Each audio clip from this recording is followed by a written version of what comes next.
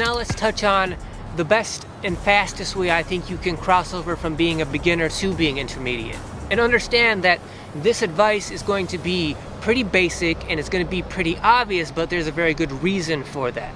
That reason being because when you're a beginner at anything, when you're doing anything for the first time, what makes learning whatever it is for the very first time as a beginner, what makes it difficult and seem to be very time consuming is the fact that it's the first time you're building neural pathways and muscle memory. If you've never thought about things in a certain way, if you've never moved a certain way, if you've never used muscles in a certain way, getting used to that, that's the difficult part. That's what takes such a long time. That's what requires the repetitions over and over and over again. It's not that what you're trying to learn is super complicated or sophisticated, meaning like, if it was, that's why it would take such a long time to learn. No, it's all basic stuff that you're trying to learn.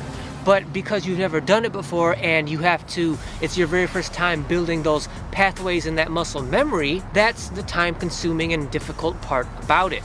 That being understood, my advice for the best and fastest way you can go from being a beginner to an intermediate player is by being self-aware, right? Knowing yourself, knowing your game, right?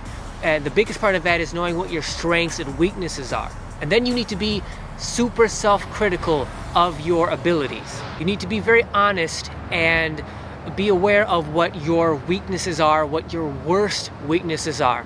That's where you're going to spend the vast majority of your time practicing, training, working out your weaknesses. Because especially as a beginner, you don't have to really worry about what your strengths are, because you will naturally work on and improve and use your strengths in game and competition situations, which means you're going to get all the experience using your strengths that you're going to need.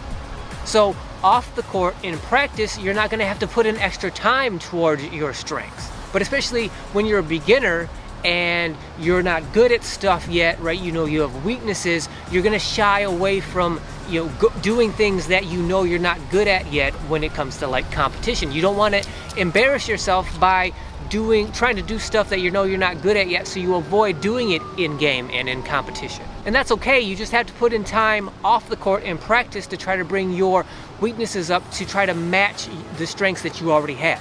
Trying to become comfortable with those weaknesses, right?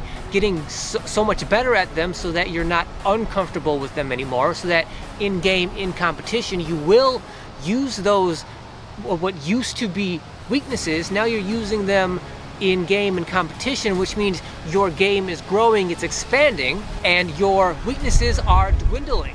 Thus, as that process happens, your game gets better, right? And then as your game gets better, you close that gap in that basketball race so that now you feel closer and more even with the intermediate players.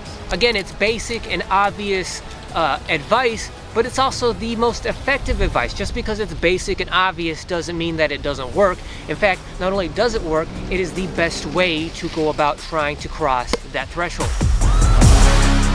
Last couple of thoughts in terms of crossing over from being a beginner to an intermediate player.